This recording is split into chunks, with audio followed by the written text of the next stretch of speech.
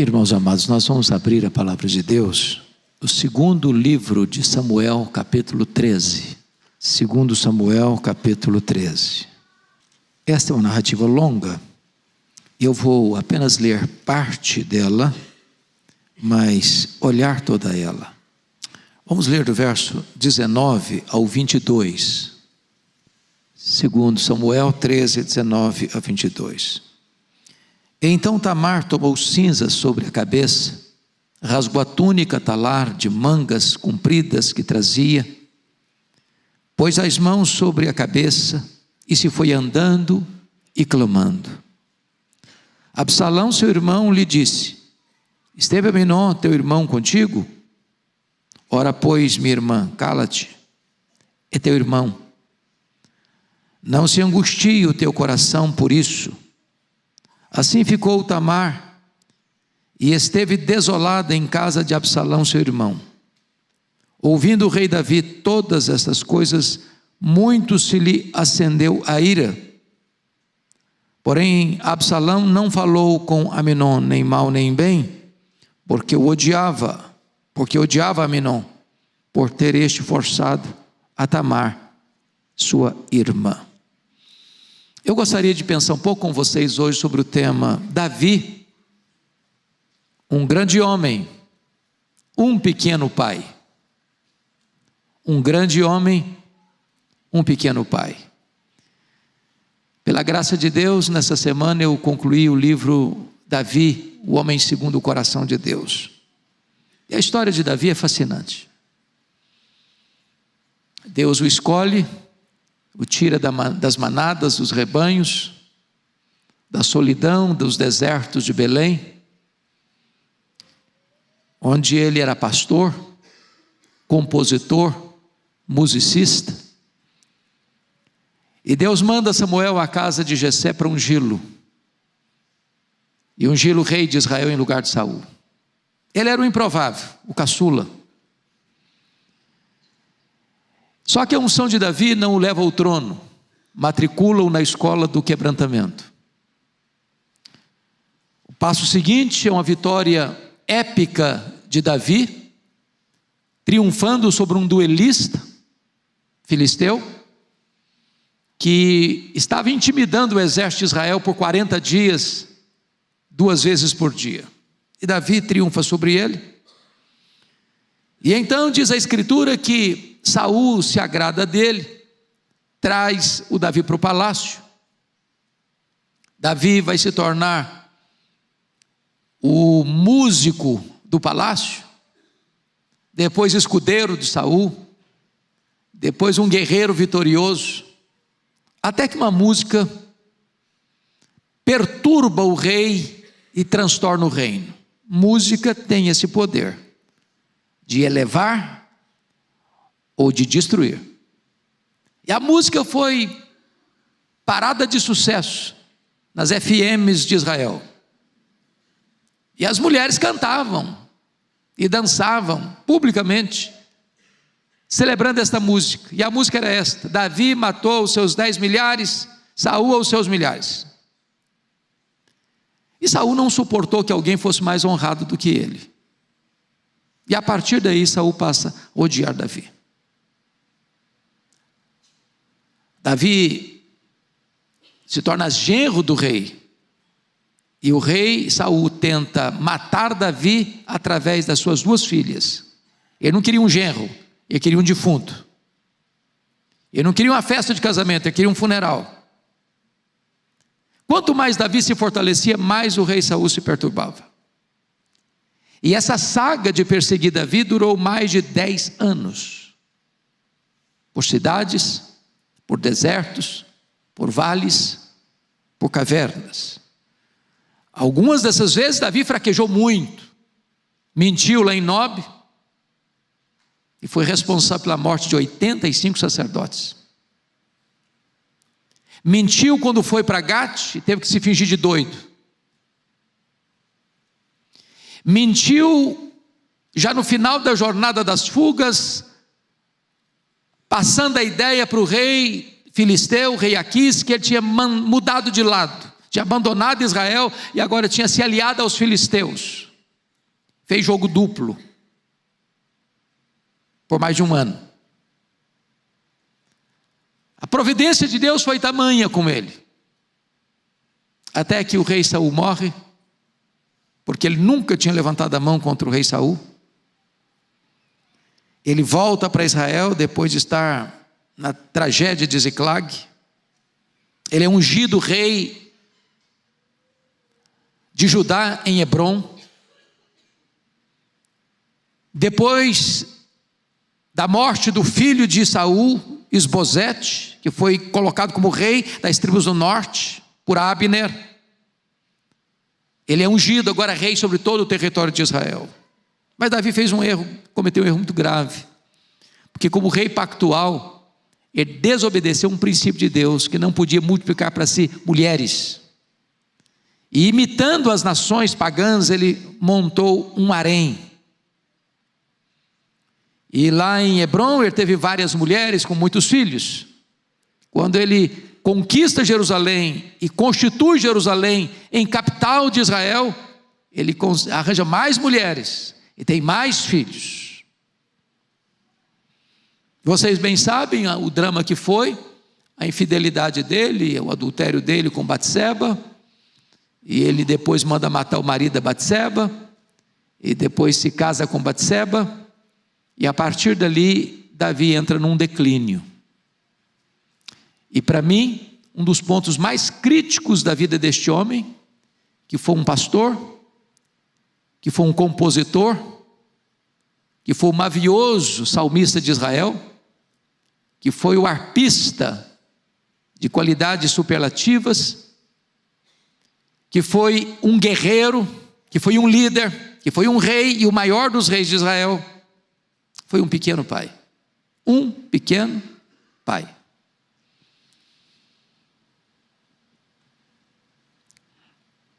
A Bíblia diz que, não obstante isso, ele foi um homem segundo o coração de Deus, não porque fosse perfeito, ele tinha muitos erros, mas ele tinha uma característica marcante: sempre que confrontado, ele se humilhava, ele se quebrantava. Foi um homem de muitas atividades, de muitas ações. A vida dele foi de uma atividade quase que insana. Ele era um guerreiro inveterado. Por isso que Deus não permitiu que ele construísse o templo, tinha as mãos de sangue, mas ele providenciou todos os recursos para que o templo fosse construído. Foi um homem de ação.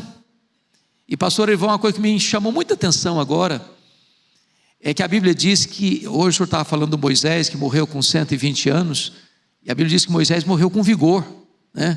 Forte, morreu de velhice, porque estava acabado, não. Mas o Davi com 70 anos, era chamado de velho, e o mesmo texto estava muito velho, com 70 anos, não só velho, mas doente. Ele tinha um problema que o corpo dele não aquecia, tinha roupa, não tinha cobertor que aquecia o corpo dele. Mas foi um grande rei, foi um grande guerreiro, foi um grande líder, foi um homem de ação, mas um pequeno pai.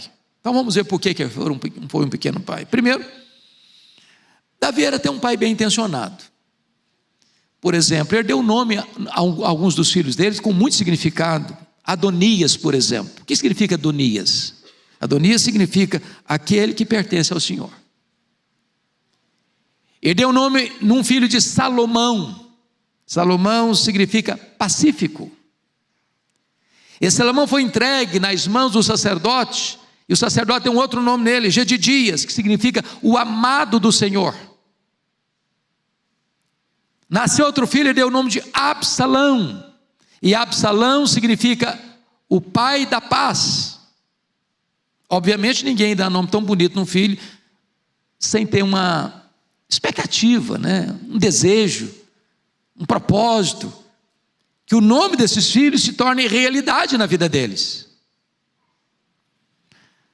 Mas na verdade, o Davi não foi capaz de transformar esses desejos do seu coração ao nominar seus filhos com um nome tão ricos, com tanto significado. Ele não consegue transformar isso em investimento na vida dos filhos. Se não, vejamos. A Bíblia fala que Davi dava presença muito caro para os filhos, até cidades. Quando a Bíblia está tratando dos oficiais de Davi, diz lá em 1 Crônicas 18, 17, que os seus filhos eram os primeiros do lado do rei, mais do que qualquer alto oficial. Era uma espécie de nepotista, dava privilégios e prioridades acentuadas aos seus filhos. Então os filhos de Davi, que eram muitos, eram ricos, tinham muito dinheiro, tinha riqueza. A Bíblia chega a dizer que alguns filhos de Davi tinham uma beleza rara. Por exemplo, Absalão era o cara mais bonito de Israel. A Bíblia diz que o Adonias era um dos caras mais bonitos de Israel. Tinha uma boa genética.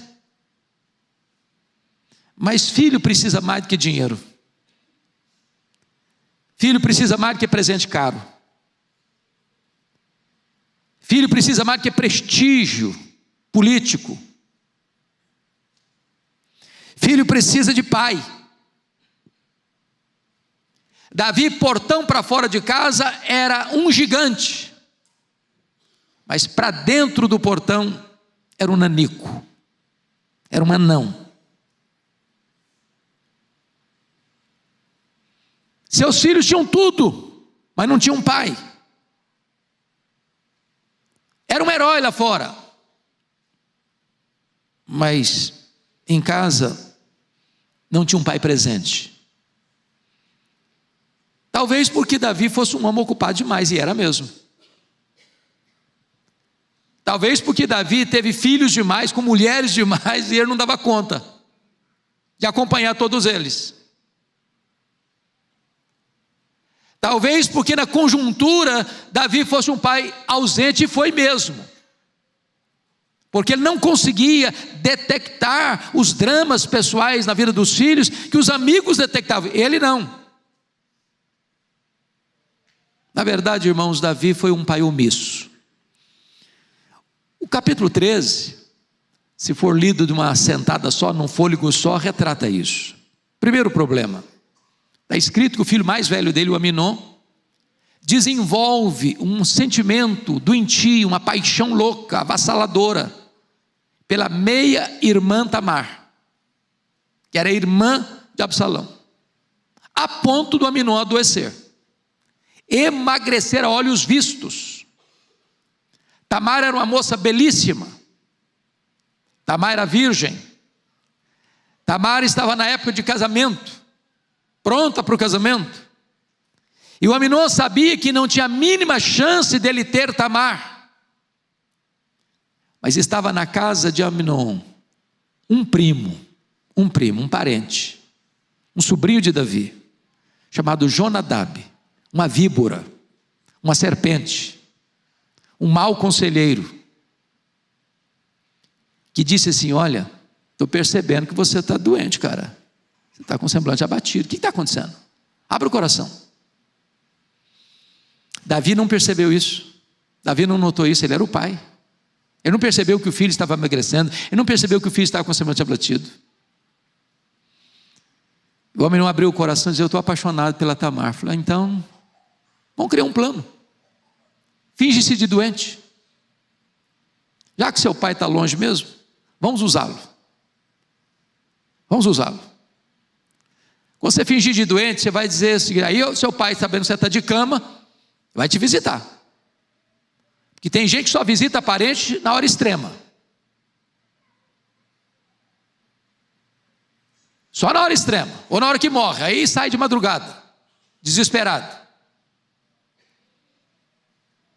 Aí o Davi foi lá, visitou o Aminon disse assim: pai, eu estou meio doentado aqui, não consigo comer nada, mas se a minha irmã vier fazer uma refeição especial para mim, da mão dela eu vou comer. Mas muito estranho, né? Não? Que negócio é esse? Depende de quem faz a comida para você se alimentar? Irmãos, Davi era um cara esperto, Davi era um cara antenado, Davi pescava a conspiração no ar. E Davi não percebe nada, ou não quer perceber. E Davi empurra a sua filha Tamar para a boca do lobo.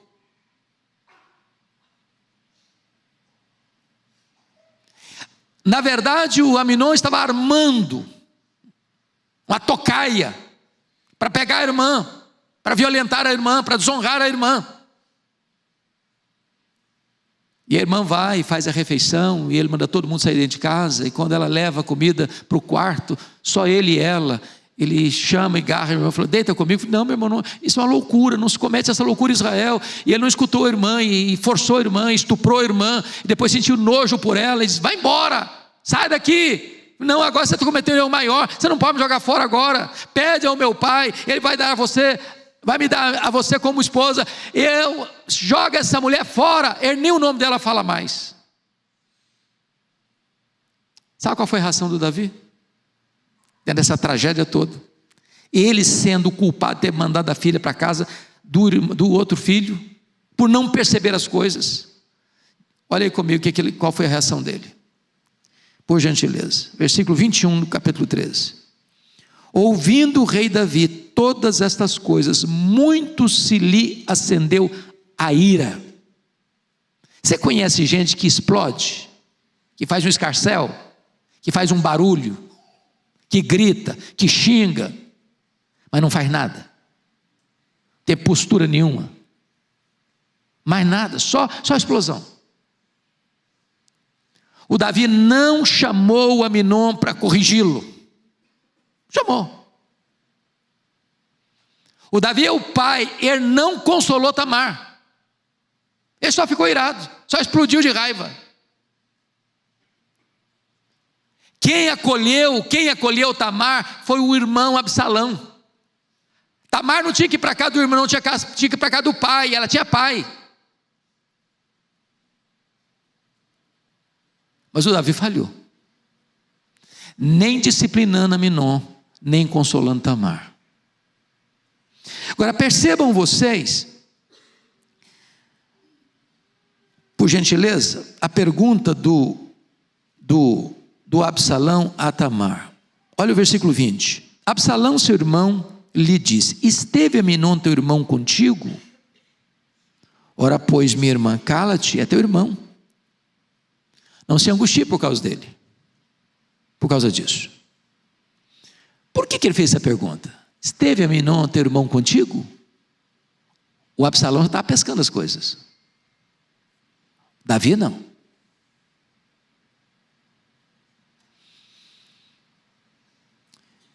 Agora notem comigo uma coisa muito importante. O Davi era um homem esperto. Ele sabia que a Tamar era irmã do Absalão. A Tamar vai para a casa de quem? Do Absalão. Ele, como um homem antenado com as realidades da vida, devia saber que não ia surgir coisa boa disso. Que o irmão Absalão não ia ficar de bem com a situação. 2 anos, o Absalão sentiu ódio do irmão. Olha o versículo 22. Porém Absalão não falou com Aminon, nem mal nem bem, porque odiava Aminon por ter esforçado a Tamar, sua irmã. O Davi não fez nada para chamar o Absalão: meu filho, vem cá. Eu sei que a coisa é complicada. Eu falhei em ter corrigido o seu irmão, eu falhei em não ter consolado a sua irmã, mas, ô Absalão, cuidado, meu filho, esse ódio no seu coração, isso não vai dar bem, o resultado disso não vai ser bom. Ele não falou nada. 2 anos. Agora preste atenção, depois de 2 anos, Absalão está preparando uma tocaia, para quê? Para matar o Aminon. O Israel inteiro está sabendo que o Absalão odeia o Aminon. O Davi está fazendo de conta que não está sabendo de nada. Aí o Absalão vai na casa do pai. Antes disso, na festa dele, de tosquia das ovelhas, convida todos os seus irmãos para a festa. Todos os seus irmãos para a festa. Todos os seus irmãos incluem quem? Aminon. Aí o Absalão vai a Davi e falou: meu pai, eu queria que o senhor fosse com seus oficiais na minha festa. O Davi dá uma desculpa esfarrapada. Não, meu filho, não vamos todos, não vamos ser pesados. Meus irmãos, como é que um pai é pesado na festa de um filho que é rico? Isso me faz lembrar, desculpa, que o James Kennedy disse, que um vizinho de terra foi na propriedade do vizinho, falou: eu vim aqui, se o senhor podia me emprestar seu arado para eu arar minha terra. Eu falei: eu não posso emprestar meu arado, porque a minha mulher está penteando cabelo com ele.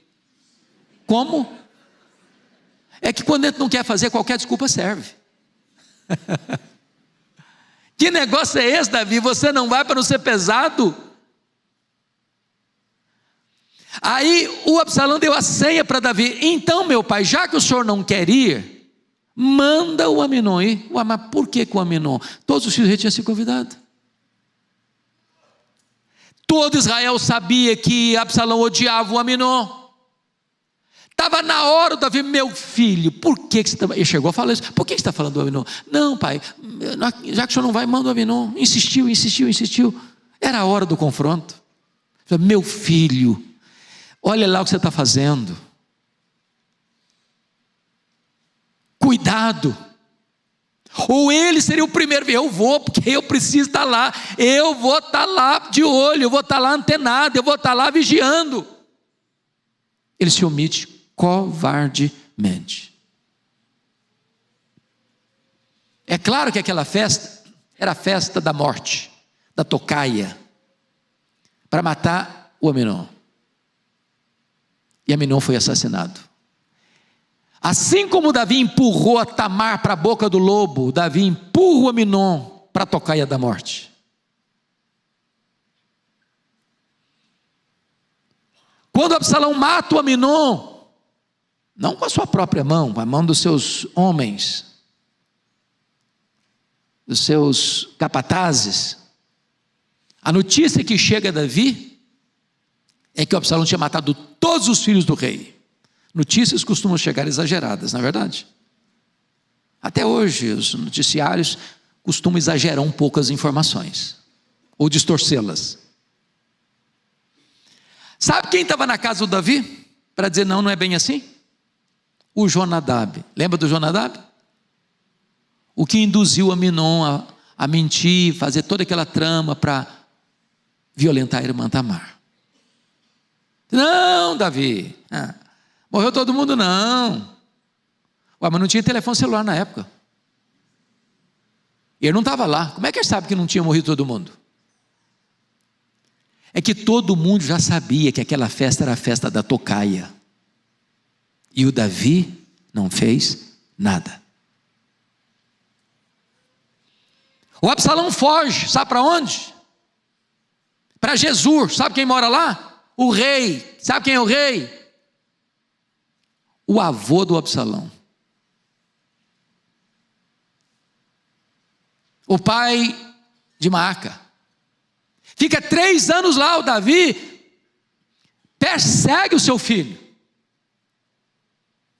em vez de confrontá-lo, de resolver o problema. Depois de 3 anos lá em Jesus, é preciso que o comandante Joabe tome iniciativa para trazer o filho de volta. E depois que o Absalão tem a liberação para voltar para Jerusalém, o rei, o pai, impõe a ele uma prisão domiciliar. Pode voltar, mas ele não pode ver minha cara, ele vai ter que ficar confinado na casa dele. No palácio ele não pode pisar, a minha cara ele não pode ver.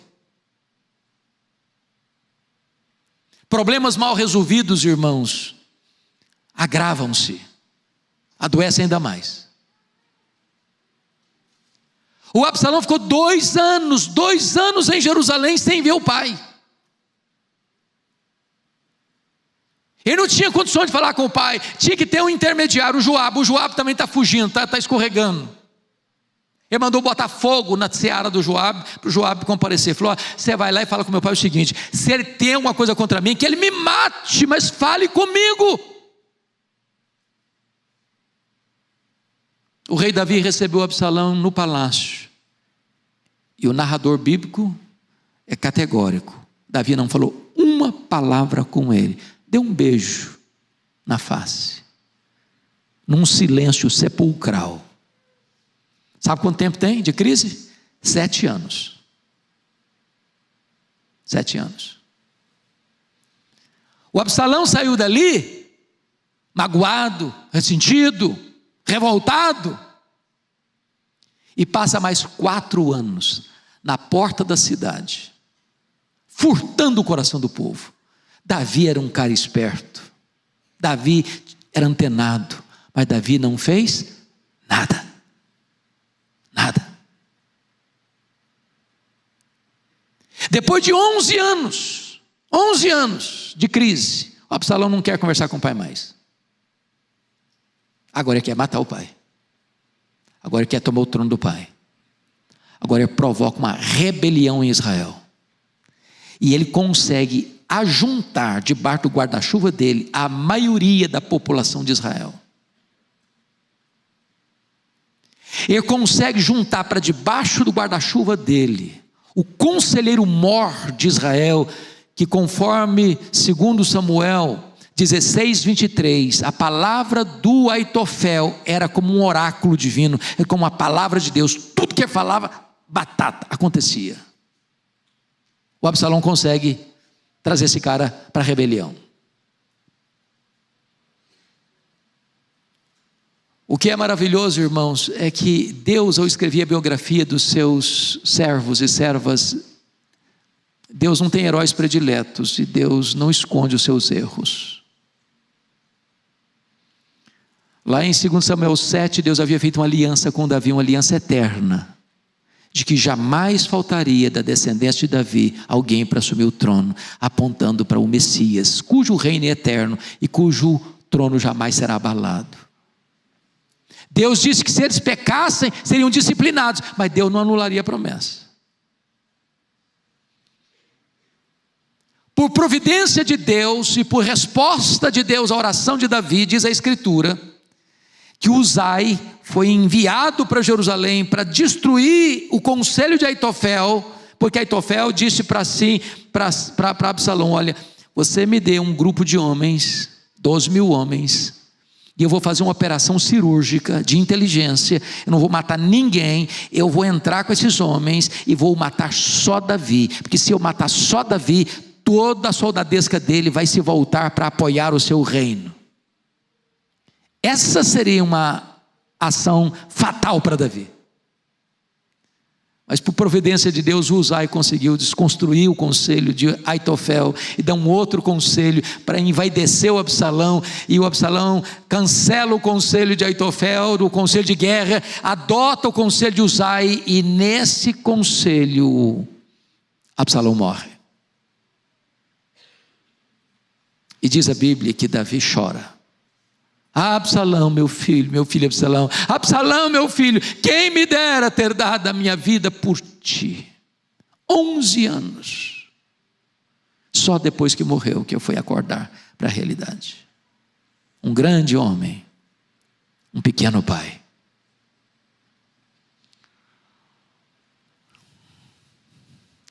Quais foram os erros básicos de Davi como pai? Primeiro, ele transferiu essa responsabilidade de apaziguar o Absalão para os irmãos. Ele pensou: já que está todos os meus filhos lá, os irmãos estão todos lá, não vai acontecer nada. Ele tinha que ter falado: meu filho, cuidado, eu vou estar na sua festa, porque eu quero te vigiar. Eu sei que você está magoado, e gente magoada vai fazer loucura. Ele transferiu para o assessor dele o trato com o filho Absalão. Ele é pai, ele não precisa de intermediário. Não é Joabe que tem que trazer o Absalão, não. Sou eu sou pai, eu vou lá em Jesus, eu vou trazer meu filho debaixo do meu braço, e ele vai ficar comigo, eu vou conversar com ele, eu vou confrontá-lo, eu vou perdoá-lo, eu vou corrigi-lo, mas eu vou acertar esse problema.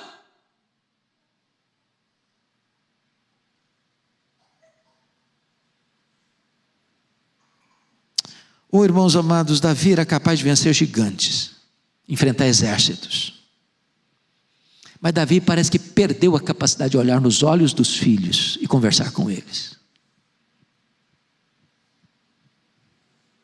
Ele não corrigiu Aminon, ele não consolou Tamar, ele não confrontou Absalão.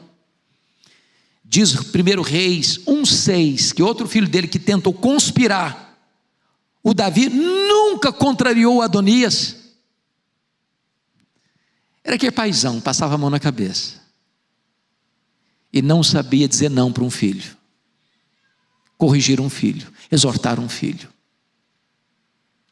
Era um pai bonachão.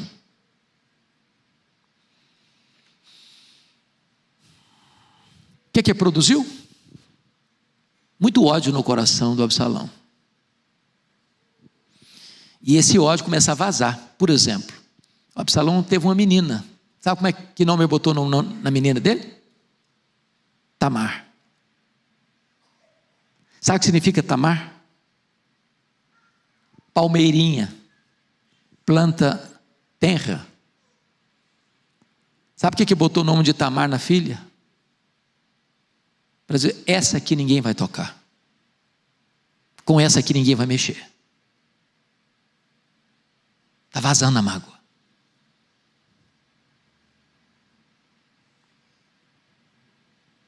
Cuidado com o pai, porque o pai não fez nada com Aminon quando violentou a irmã. Isso não é só para ficar com raiva, ter uma explosão de raiva, não. Isso é para ação. Ele era um homem de ação.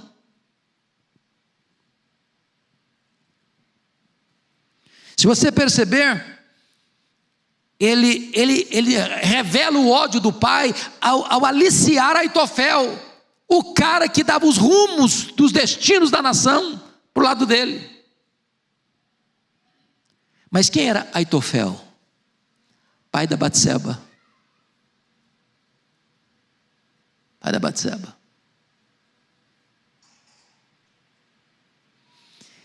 Ele está revoltado com os pecados do pai, e vai coabitar com as concubinas do pai a céu aberto. Aquilo que o pai fez em secreto, ele faz em público. Se você parar, passa a ter ódio dos amigos do pai, porque quando ele faz a rebelião, ele vai constituir Amasa como seu general. E quem era Amasa? Primo do Joabe.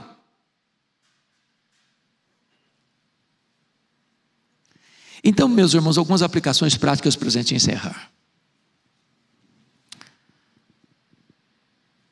Você que é pai, você que é mãe, nós que somos pais e mães, nós que somos pais e avós, nós não podemos transferir para outrem a nossa responsabilidade. Nós não somos perfeitos, nós não temos filhos perfeitos, e o ônus, a responsabilidade é nossa.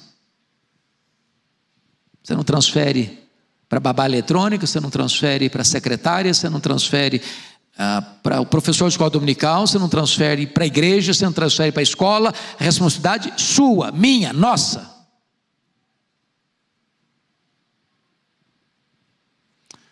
Segunda coisa prática é que nós não podemos subestimar mágoas e amarguras dentro da família. Você acha que tem problemas nas famílias? Você acha que tem briga dentro de família?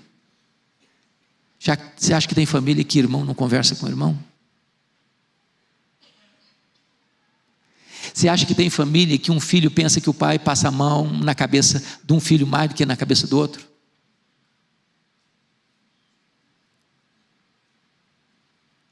Essas coisas precisam ser tratadas. Terceiro, precisamos entender que reações apenas emocionais, que irado, gritei, uma explosão de raiva, mas e depois, você fez o quê? Qual foi a atitude que seguiu essa raiva? Você confrontou, você acertou, você disciplinou, você corrigiu, você conversou, você advertiu? Não fiz nada, só explodi de raiva. Isso não resolve nada. Nada. Só aumenta o problema.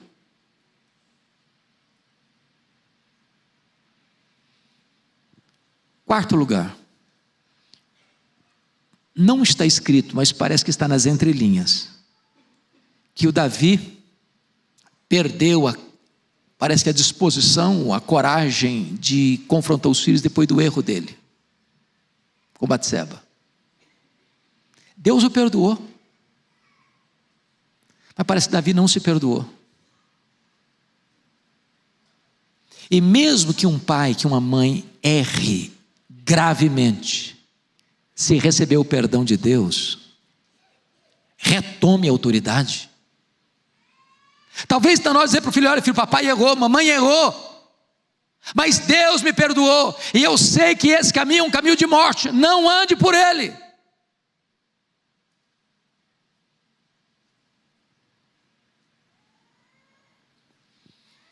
Talvez aqui uma palavra para os filhos.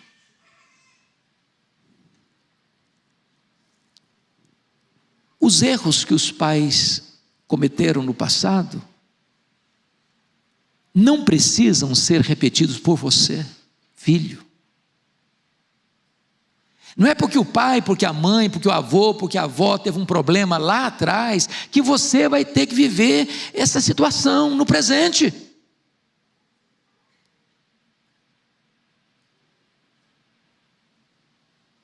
Cuidado com as mágoas que o tempo não cura. Não cura. Absalão e Davi foram 11 anos. E o Davi só foi acordar para a realidade, dizer para o filho: eu te amo, meu filho, depois que ele estava no caixão. Aliás, caixão coisa nenhuma. O cara foi sepultado debaixo de um montão de pedra. Nem caixão teve.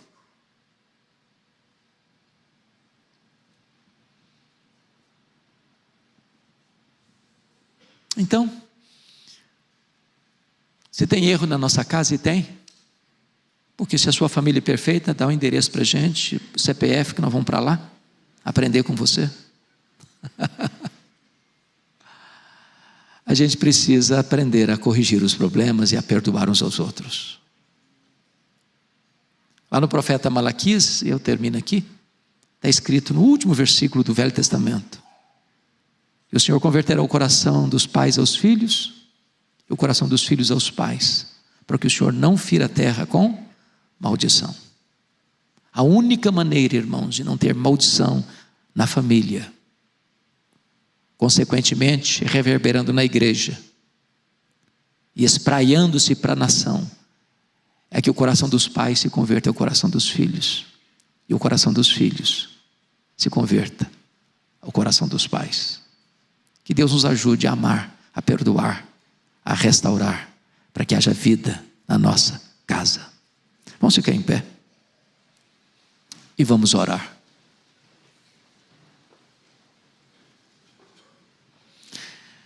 Senhor Deus, nós te agradecemos pela tua palavra, que mesmo descrevendo a vida de um homem tão precioso como Davi, de cuja descendência nasceu nosso glorioso Redentor, somos advertidos nesta tarde